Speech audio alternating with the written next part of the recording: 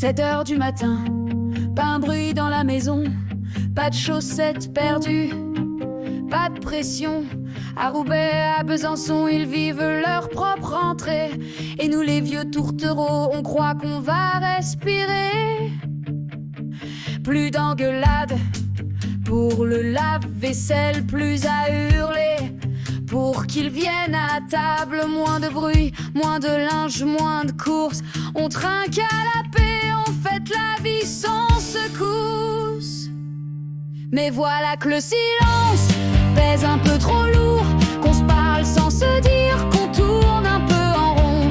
Le cœur au ralenti, on compte les jours, à rêver de bruit, à attendre le retour de leur clé dans la porte, de la connexion Wi-Fi qui capote. Et puis c'est les vacances, ils arrivent bras chargés, des lessives, des câlins, 1000 choses à raconter. On retrouve nos enfants, le foyer reprend vie, les premiers jours sont doux. On se réjouit mais bien vite, le bonheur familial s'étiole. Les assiettes dans l'évier, les odeurs dans les pioles, chasser le naturel, il revient à fond. Et notre nid paisible devient champ d'à-fond.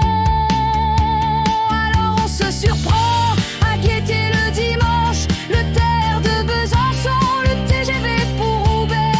C'est fou comme l'amour, parfois c'est filoche, on les veut dans nos bras, mais qu'ils nous foutent la paix.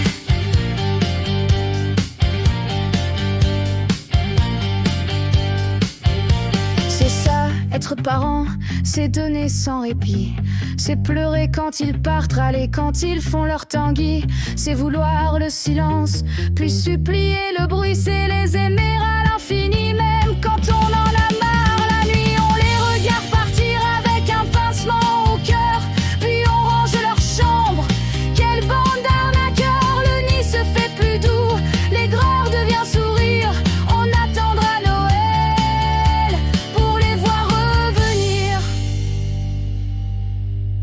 À Roubaix, à Besançon, ils grandissent sans leurs vieux, et nous on réapprend l'art d'aimer à deux.